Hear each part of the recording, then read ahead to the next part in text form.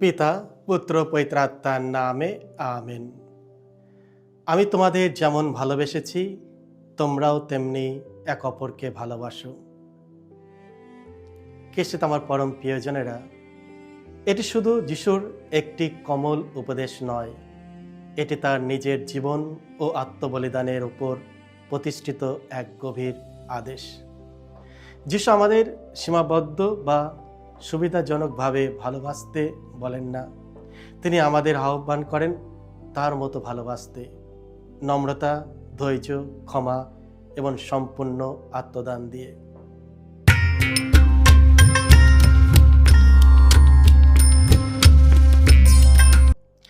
খ্রিস্টে আমার পরম প্রিয়জনেরা, আজকের এই পবিত্র বৃহস্পতিবার সন্ধ্যায় আমরা প্রবেশ করছি আমাদের প্রভু যীশু খ্রিস্টের জীবনের এক গভীর ও অন্তরঙ্গ মুহূর্তে।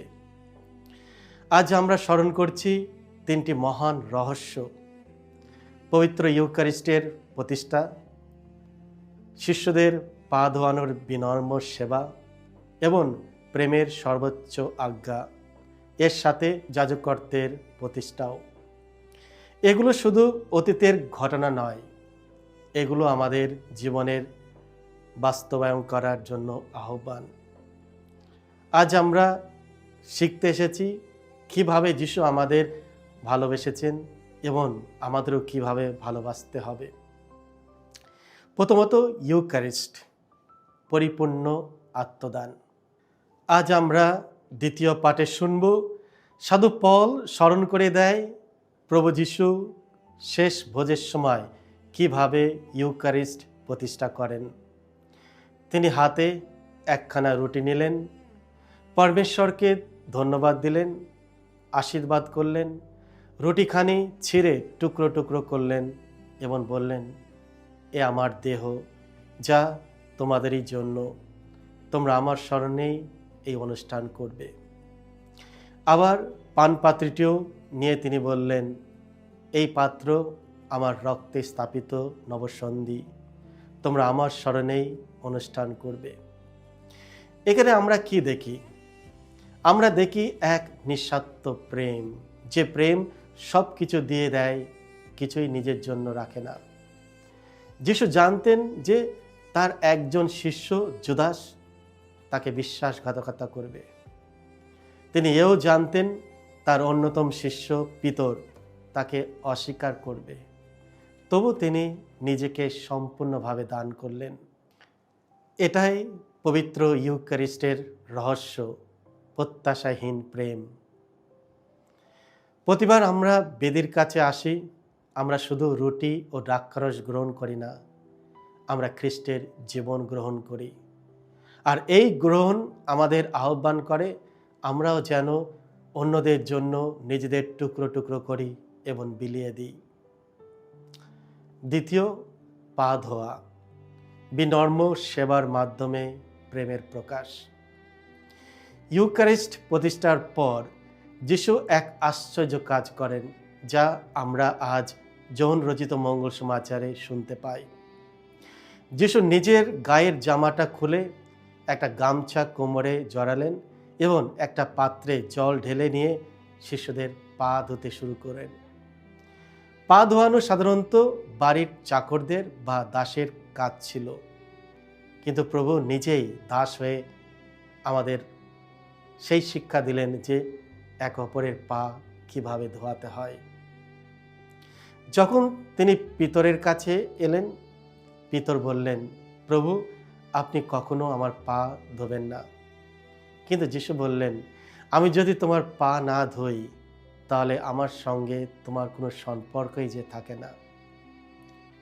এখানে যিশু আমাদের কি শেখাচ্ছেন? তিনি শেখাচ্ছেন প্রেম শুধু অনুভূতি নয়, এটি একটা কাজ, এটি সেবা, এটি বিনয়, এটি নিজেকে নিচে নামিয়ে অন্যকে তুলে ধরা। আমরা অনেক সময় সেবা করি যখন তা সহজ হয় বা যখন প্রশংসা পাই, কিন্তু যিশু আমাদের শেখান নীরবে, বিনয়ে, প্রত্যাশীনভাবে সেবা করতে। তৃতীয়, প্রেমের আজ্ঞা, শর্তহীন ভালোবাসা। এই রাতেই যিশু আমাদের একটি নতুন আজ্ঞা দেন, প্রেমের আজ্ঞা বা যিশুর বিদায় বার্তা।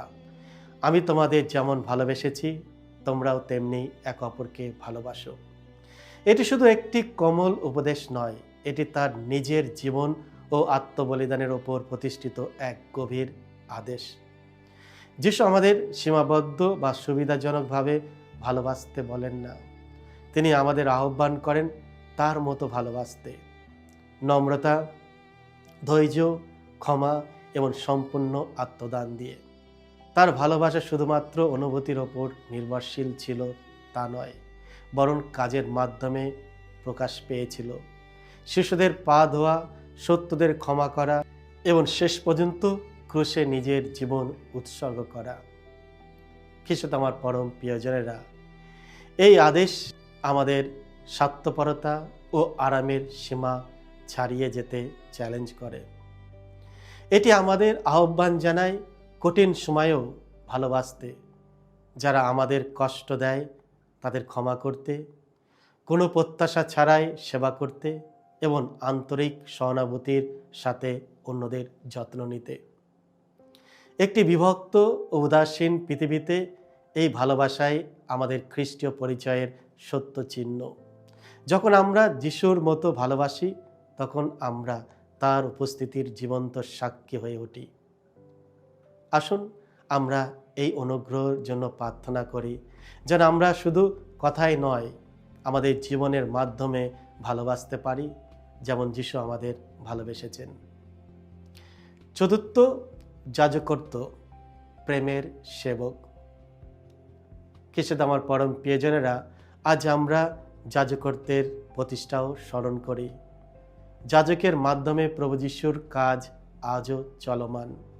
একজন যাজক ডাকা হয় খ্রিস্টের মতো হতে, সেবা করতে, দান করতে, ভালোবাসতে।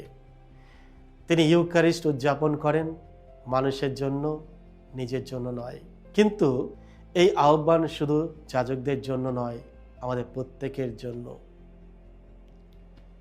খ্রিস্ট আমার পরম প্রিয়জনেরা, আজ আমরা শুধু এই রহস্যগুলি স্মরণ করতে নয়, বরং এগুলি জীবনে ধারণ করতে আহ্বান পাই।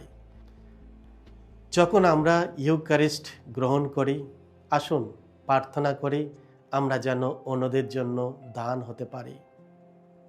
যখন আমরা পা ধোয়ানোর ঘটনা দেখি, আসুন প্রতিজ্ঞা করি আমরা যেন বিনম্রভাবে সেবা করি। যখন আমরা প্রেমের আজ্ঞা শুনি, আসুন সিদ্ধান্ত নিই আমরা প্রত্যাশীনভাবে ভালোবাসব। আমাদের হৃদয় পরিবর্তিত হোক, আমাদের জীবন খ্রিস্টের প্রতিফলন হোক এবং আমরা যেন বেরিয়ে যাই ভালোবাসতে, সেবা করতে এবং দান করতে, যেমনভাবে যিশু আমাদের ভালোবেসেছেন। আমেন। আজকের এই সুন্দর দিনে আমি আপনাদের সকলকে জানাই শুভেচ্ছা। বিশেষ করে সকল পুরোহিতদের জন্য প্রার্থনা করি, আপনারাও প্রার্থনা করবেন যাতে আমরা যেভাবে প্রভু যিশু আমাদের অভিষিক্ত করেছেন, তার নিজের কাজের জন্য আমাদের মনোনীত করেছেন, আমরা যেন আমাদের এই পুরোহিত জীবন সুন্দরভাবে কাটাতে পারি, পবিত্রভাবে কাটাতে পারি। আমাদের দ্বারা বহু মানুষ যেন যিশুকে চিনতে পায়, আমরা যেন তাদের পাশে থেকে সেবা করতে পারি যেভাবে যিশু সেবা করে গেছেন, আর এইভাবে আমরা যেন একটা ঐশ্বরাজ্য তৈরি করতে পারি আমাদের মধ্যে। আপনারা আমাদের জন্য প্রার্থনা করবেন যাতে আমাদের এই পুরোহিত জীবন যেন ধন্য হয়।